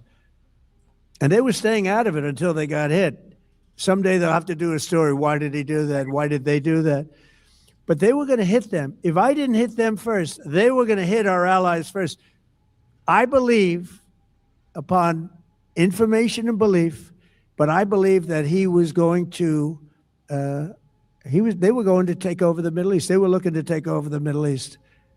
Now, had Operation Midnight Hammer not taken place, that was definite, because they would have had a nuclear weapon within a matter of weeks. But that took place. That was a setback. But look at the number of missiles. And they, to commie protesters block ICE. Yeah, and agitators, and provocateurs, agent provocateurs. A lot of paid, agents in them crowds. It's funny how they pop up and they have first aid kits. They have all type of emergency equipment and shit. And it seems like everybody got the email except for Black America. But funny how all these protests start from where? From the hood and at a precinct or police station. Think about what I'm saying. That shit's all set up, man. They were able to buy and make over. One thing that really threw me for a loop was when I found out that Black Lives Matter was started by a whole white man. Shit.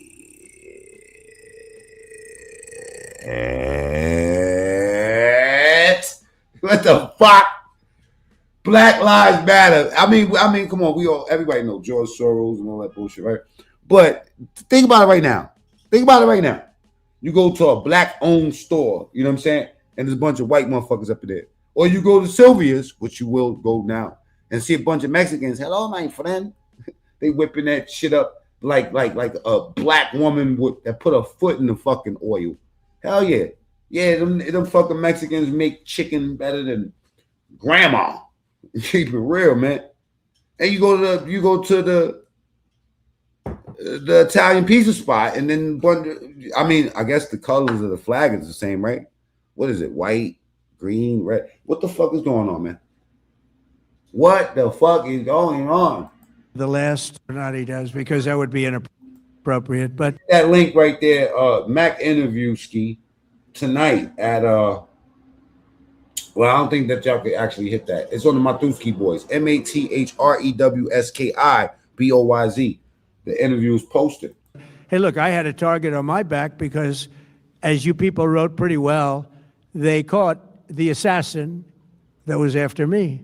So we just got them first, but they caught the assassin. Hey, he be talking some hot shit. Hey, well, look, getting back to that Black Lives Matter thing, I have a clothing company, right, that I've developed, and it's called White Owned.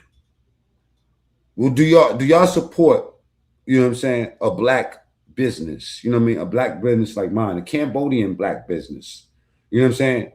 that's it's called white owned. You know, I also have nigger records, but that's, you know, Niger, the number 3 R. For the country, Niger, nigger. They have him now in custody. You know what I'm saying? With the ER at the end. You know what I'm saying? Niger, the country. Custody. And organized for me. I'm actually more present in meetings now because We can't have that. We might as well get it over with right now. Yeah, please. Mr. President, as of today, there have been 8 U.S. military fatalities associated with the war in Iran. How many American deaths are you willing to have in this war? Well, as I said before, when you have conflict, it's been a very big 2 days, I have to say. And we'll be heading back to... Oh, yeah, we got some black shit going on. If you're black and you support Trump and his administration, then you're the problem. And you're disgraced your own race. Wow. You know what I'm saying? That's deep. Vindictive Joey. Washington, D.C. right after this. That's an ill name, too. Vindictive Joey. Vindictive Joey. Let me go look at your channel. And I'd like to wish everyone a very good I'll be right back, y'all. evening. And over the weekend, the United States military and the Israeli Defense I'm Force. always interested in a person's channel that type shit like that. Like if you're black, like almost like trying to warn us, if you black, you better not vote for them. It's always a white dude. So I just want to make sure you're a white dude like I expect. This is continued. Hopefully you're not a white woman with cornrows and calling yourself Black Lives Matter with a furry steering wheel. Operation Epic Fury very successfully. People know how I feel about furry steering wheels. Over the past 9 days, we've carried out some of the most powerful and complex military strikes and maneuvers the world has ever seen. Now, you add that up to all of the other things, Midnight Hammer, getting rid of the... I didn't forget about you, Vindictive Joey. I'm checking you out now. Nuclear threat from Iran, which was a big moment in history, in my opinion. And the great success we've had in Venezuela and all other places. Every place we've gone, we've had tremendous success. But while we're doing... Damn, we forgot about Maduro, right? He went and snatched him up, the whole president, man. That's a bad motherfucker. So Vindictive Joey has been on YouTube since 2013. He has 8 subscribers. And he runs around and he tells people stuff like, you know, if you're black and you know, like this shit is weird. It's weird how a white man, right, that represents Black Lives Matter will tell a black man what he should and shouldn't fucking be doing. Knock it off. Like, you know what what black people need. Knock it all the way the fuck off, homie. All of these decide on the budget. The lights up. Just like that. See? Instant on. All out in 1 day, but it's all resulting in a 90% decline in various things, but in particular, Iranian missile launchers and 83% drop in drone launchers. As you know, the drone launchers are pretty well shot, but we're at over 90% decline in the Iranian missile launchers, which is very hard to reproduce and very hard to get. And usually what we were able to do through great equipment, a lot of smart people, as soon as they sent a missile up from a launcher, we were able to knock out that launcher within a period of 5 minutes or less, accurately right on the noggin. So now we have low-cost interceptors effectively combating Iranian drones, and our B-2 bombers recently dropped dozens of 2,000-pound bombs to destroy missile launchers all over Iran and buried deep under Iranian soil in many cases. Damn, Snuffles TV, man. Y'all, I went and checked your channel out, man. Snuffles, man, your tabby cat looks exactly like my fat kitty cat. I call her Kitty. Her name is Jackson, but we call her Kitty for short. All right. The soil was no... To show y'all Kitty. She looked exactly like your cat. Match. And we're also annihilating the manufacturing base that the regime uses to build drones and missiles at a rate that nobody thought was possible. We're knocking them out. We know where they all are. We're knocking them out very quickly. We're ahead of our initial timeline by a lot. I would say that we probably would not have thought after a month we'd be here. In addition to the fact that we've taken out the leadership twice and maybe 3 times. And we, as you know, we want to be involved. We don't want another president that maybe wouldn't be willing to do what I'm willing to do for the good of the world, for the good of our nation, to be stuck with a situation in 5 years or 10 years from now. So we think they should put a president in, or the head of the country in, that's going to be able to do something peacefully for a change. They've been doing this for 47 years, killing people for 47 years, whether it's the barracks or even the SS Cole, where they were involved very strongly. They always denied it. But where they were very strongly involved, and all of the people that died through the roadside bombs died and are right now walking around with no legs, no arms, a face that's been so badly damaged. People keep asking, how do we actually get an AI agent on our team? Well, it's easy. Watch how I do it in 60 seconds on Monday. First, tell Monday what you need. We're creating an agent. My bad, y'all.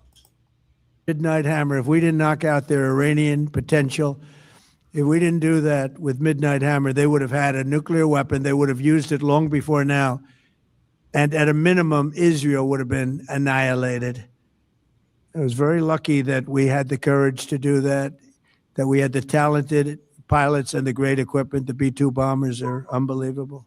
We ordered 25 more, by the way. The newer, better version. It's we have the greatest military in the world. We have the greatest equipment in the world by far. You see that no matter where we go. You still need the people, though, to operate it and to use it.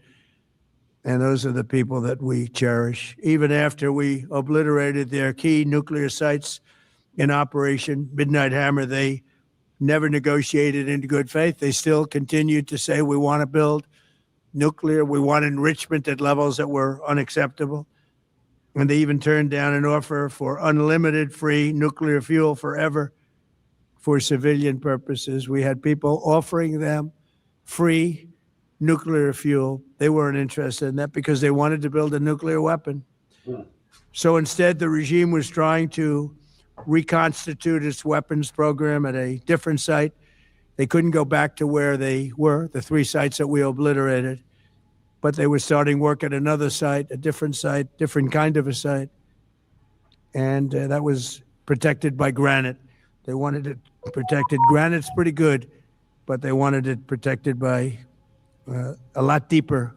They wanted to go a lot deeper, and they started the process while rapidly building conventional ballistic missiles. They were going to do it all at the same time. It threatened our overseas bases and soon could have reached even our homeland. The regime's intention was to use this exponentially growing ballistic missile threat to make it virtually impossible to prevent them from obtaining a nuclear weapon.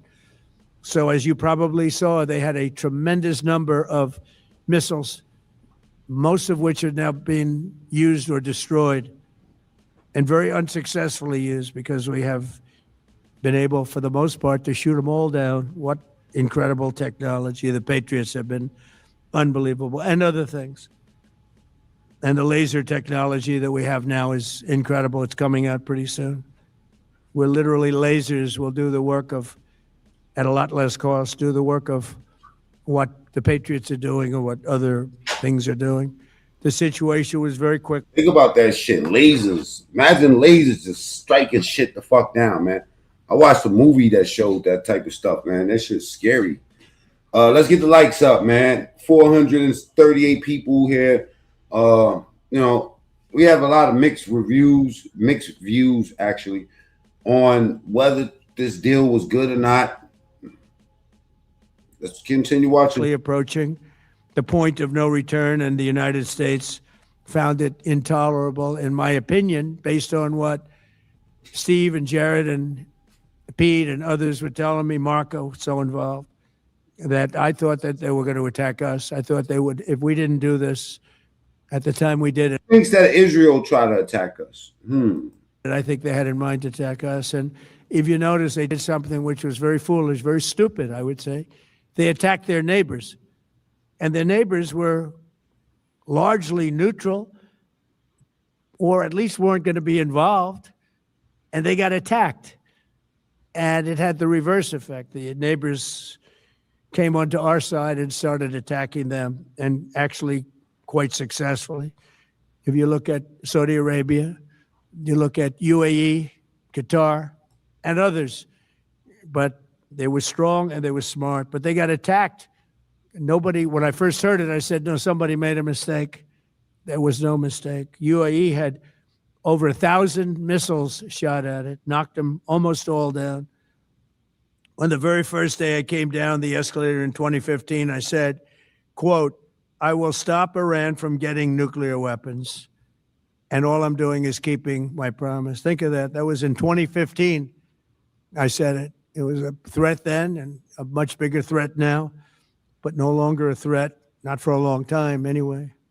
We want to keep it that way. As we continue Operation Epic Fury, we're also focused on keeping energy and oil flowing to the world.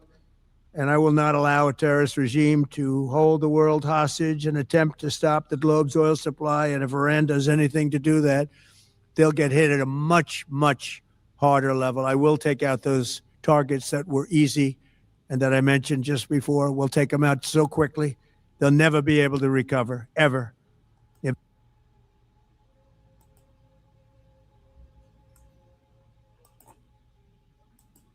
Real quick, let's go to some black stuff, right?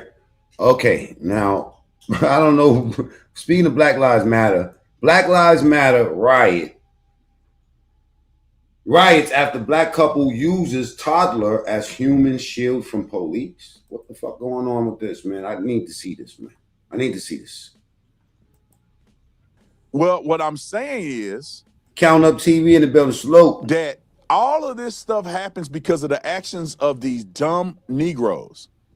The kid had no chance at life because his parents are stupid.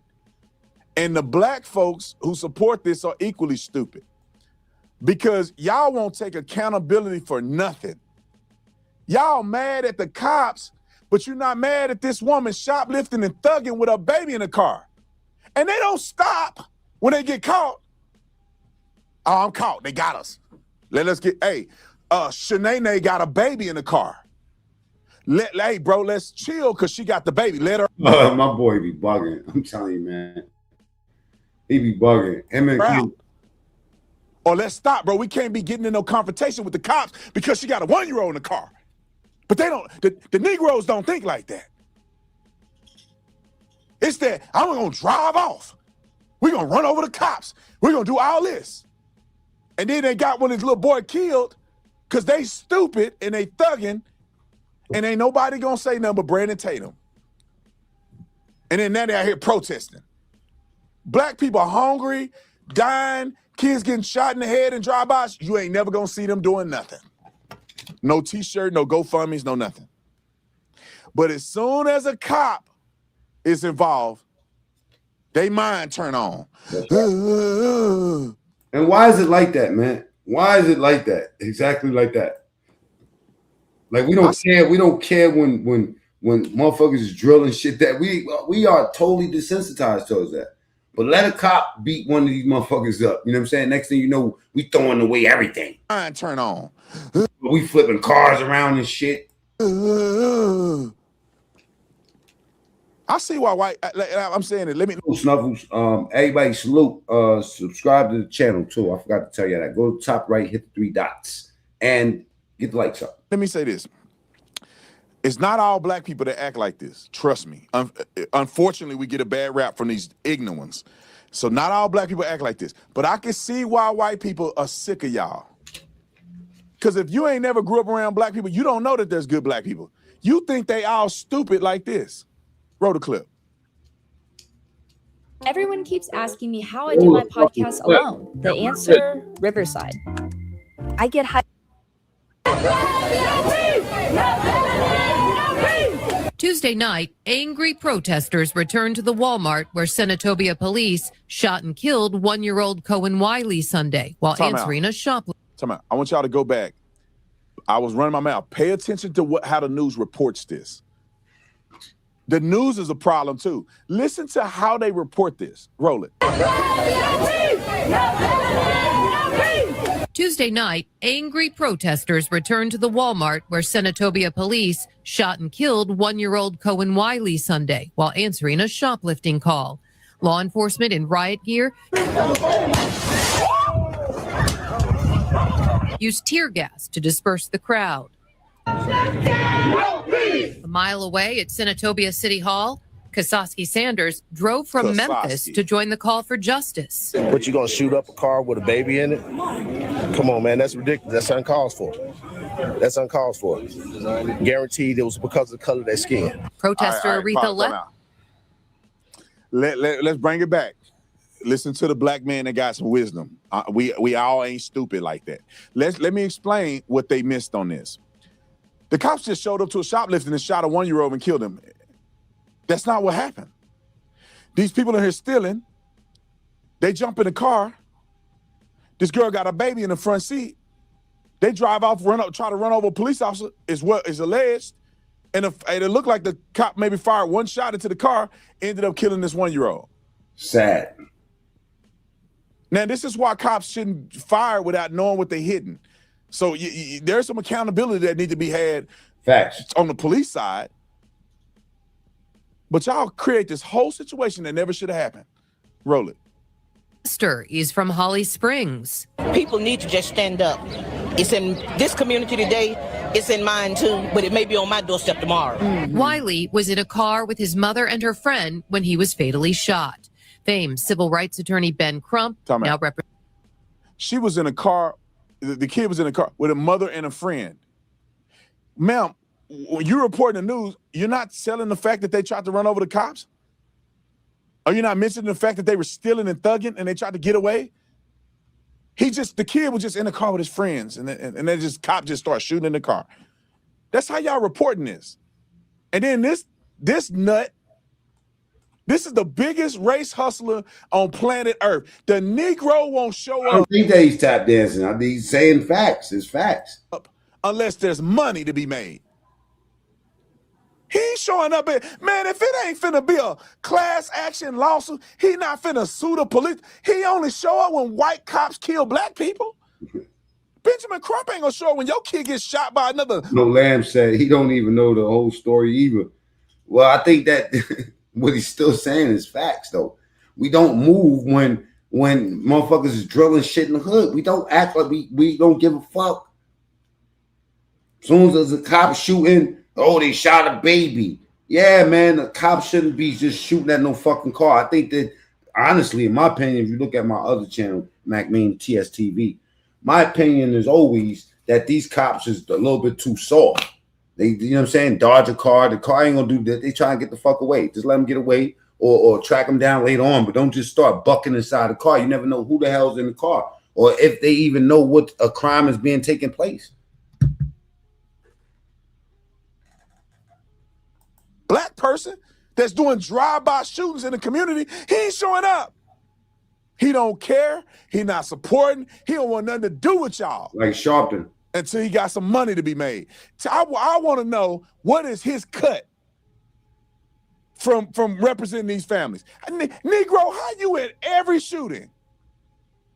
You don't even live out there. You at this fool there before the family get to the press conference. He can't. He got a police scanner on. Black people, getting the private jet. He got to be flying private. He don't give a flying flip about y'all black people unless it's money to be made. That is my opinion. He don't care about you. It's like fucking Sharpton. Show me where he at your family thing. He ain't gonna be there because there ain't no money. Roll the clip. Representing the family. Cohen Wiley was a baby, he said in a statement Tuesday. His mother, who has not been charged with any crime, says she was trying to communicate to officers that there was a baby in the car. They fired anyway, leading to the death of an innocent 1-year-old. We intend to seek justice for baby Cohen and the life that was stolen from him. Make no mistake. First of all, hold on, talk about his mom and them stole his life way before this happened. His life was not gonna never be nowhere. Well, at least the chances were very slim. That's cold. Damn, he got to be careful. You know what I mean? Him and Candace, I don't know. They bugging. His mama tried to tell him it's a baby in the car. And what circumstance was she saying? She was yelling through the window? I look at the window shattered. So that means that something hit the window and knocked the window. The window was rolled up. When was she telling the cops it was a baby in the car? Before or after them dumb Negroes got in the car stealing out of the store? At what point did she say the baby? And where was the baby at? I mean, but you got to think about it. When the stealing from the store leads to motherfucking cops blicking you down. When she was telling them in the front seat. I'm from the old school, man. Old school, man. Them cops would have been like, all right, we gonna catch up to these motherfuckers, but we're not gonna risk a life to catch somebody stealing a box of tampons. So you driving off with a baby in a front seat with no seat belt, and a 1-year-old. Ain't nobody think that's a problem. She was trying to say it was a baby in the car. Yeah, how was she saying it? She had him up like this. It's a baby in the car. You should have told the thug it was a baby in the car.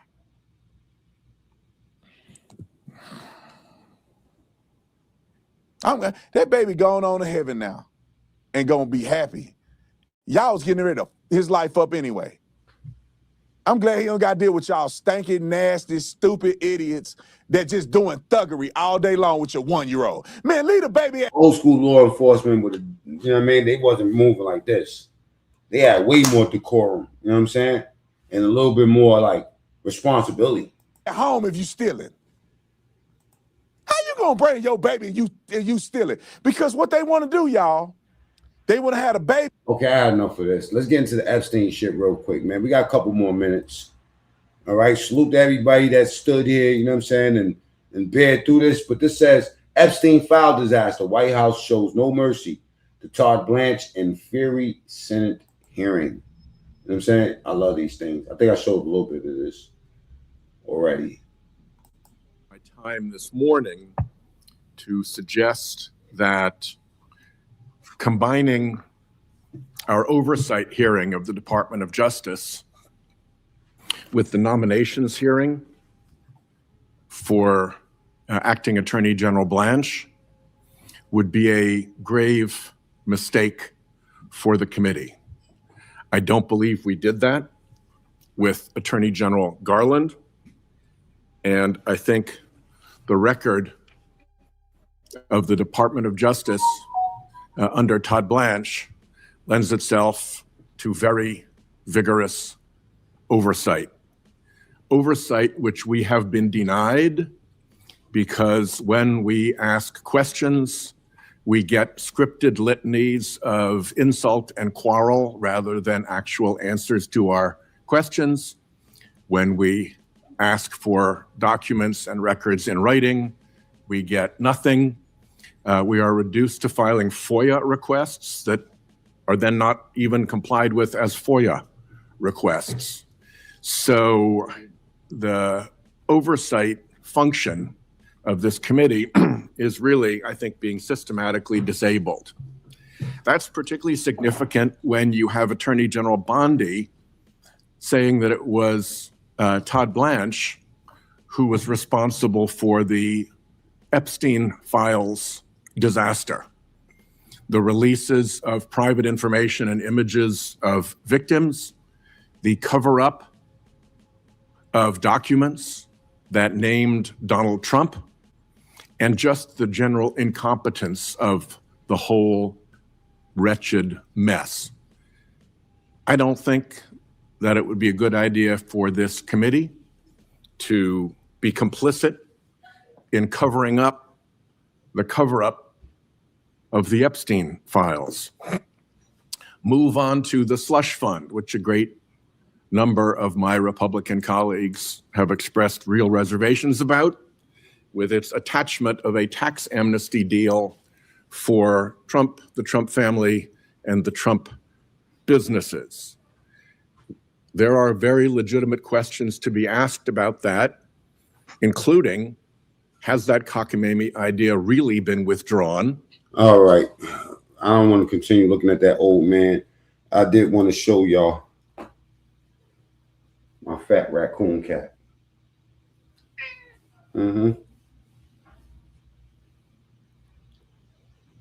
Black power.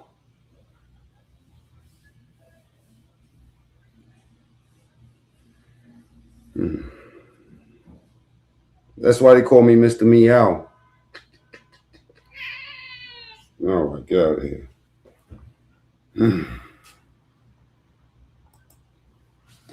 Mr. Meow is in the building.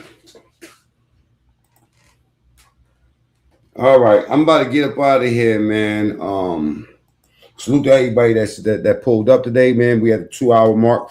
I gotta go. You know what I'm saying? I got people to do things to see. Double tap the screen before you leave out. I'm gonna read some of your comments on the way out the door. You know what I'm saying? Salute to you good people for being here today. All right. Do you support the slush fund? Woof, woof, woof. Grrr. You know what I'm saying? That's my dog cat. I call her your dog. Let's get the likes up real quick. You know what I'm saying? Before we get out of here. You know, I'll see you guys tomorrow. No, excuse me, Monday I'll see y'all. Tonight I'll be on the Matruski Boys channel. That's where I'll be doing an interview ski with Artist Morrison. Salute to OG Bobby Johnson. I'll see you, brother. You know what I'm saying? Matruski Boys. Go subscribe to that channel right now. If you're leaving right here, right now, I know you're scrolling up and down, but you want to keep up with me, go over there. At 8:30, I'll be doing the fucking shit show of an interview with my boy, Artist Morrison, the GOAT. He don't know that I'm Muslim, and we will eat a fucking goat up. This is going to be a very oppy type of interview, hopefully. You know what I'm saying? But that's my little bro. All right, so let's get to it. Go ahead and subscribe to that channel. See you, big dog, says Paul. Paul, salute to you, man. You know what I'm saying? Paul is real active in the chat. War is peace. War is peace. MPA, MAGA, morons are governing America. TDS, Trump's deranged sycophants. I never heard of that word. That's probably some smart shit that diss us. Them big MAGAs. Salute to you, though. Anyway, Lou, very active in the chat today. Lou David, 6132. Salute to you, man. Subscribe to the channel, man. We're gonna be outside. All right. God bless America without commies, Marxists, and traitors. You know what I mean? That's a fact. Get them up out of here, all of them. Snuffles TV, salute, salute again. No Lamb, fact, left, and right. Fucking both. You know. All right, we out. Y'all have a good one, man. Salute.